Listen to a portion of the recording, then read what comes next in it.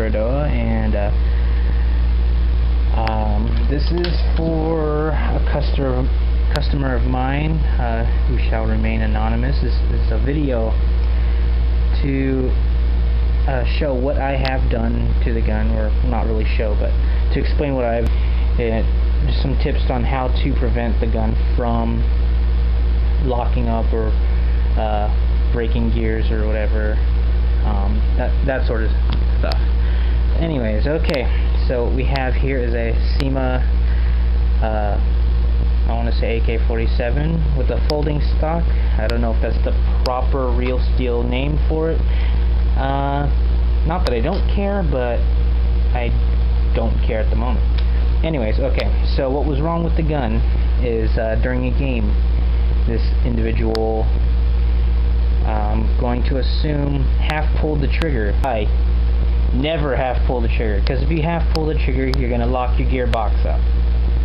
Sometimes, when that gearbox gets locked up, you could chip a gear. The gear most likely to have a tooth chip is the spur gear, and that's what happened to this gun.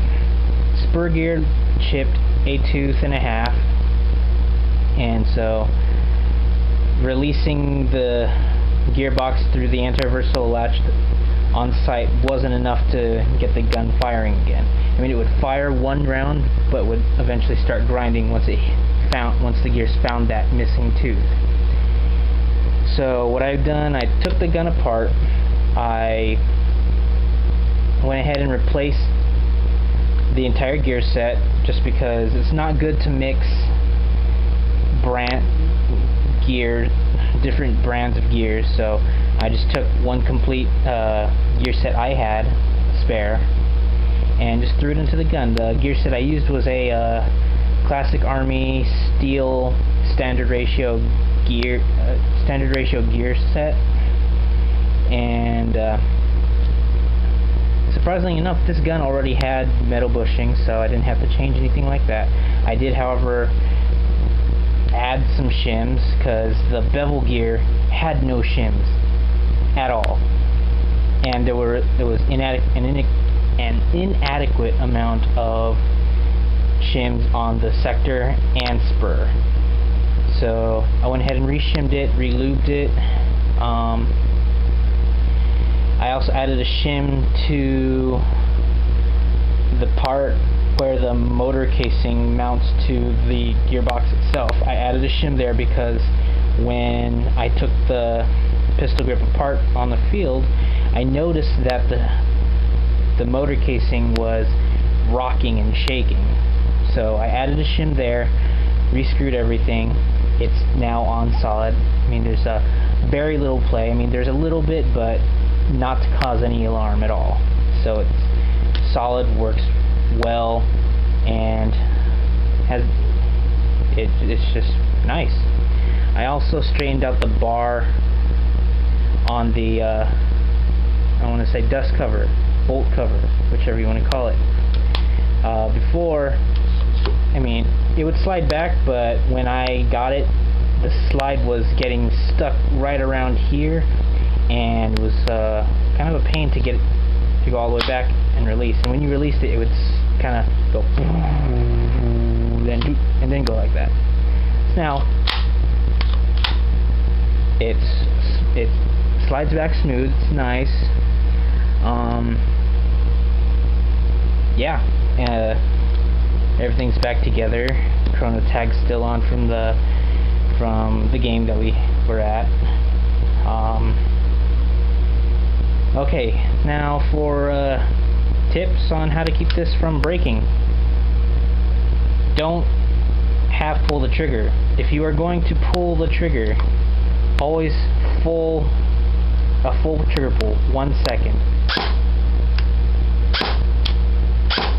If you want to pull it faster,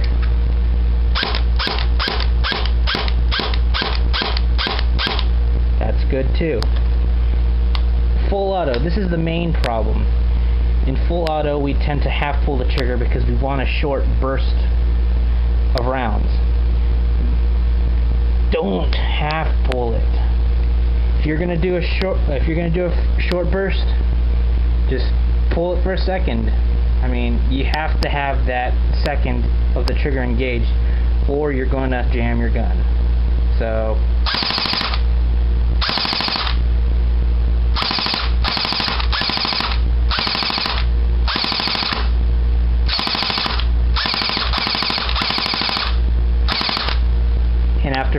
And after full auto, put it on semi.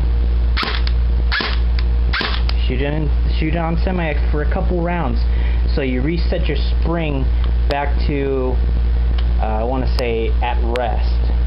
So, because if you full auto, sometimes it leaves when you let go of the trigger. Sometimes it leaves the piston cocked back, compressing your spring, and if you leave that there for an extended period of time, it will compress your spring, it will decrease the FPS on that spring, it will reduce the amount of power that spring will have.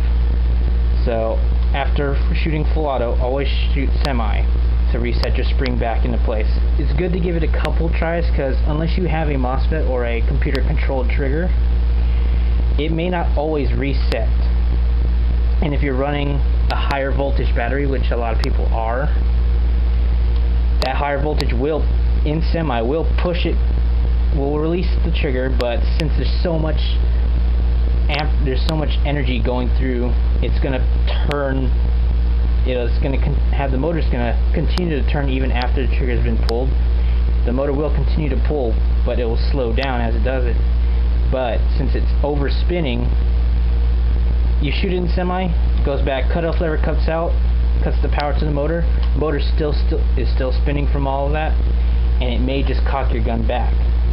So always a couple shots in semi. Correct me if I'm wrong. Put a comment or a post or a video response if you watch it.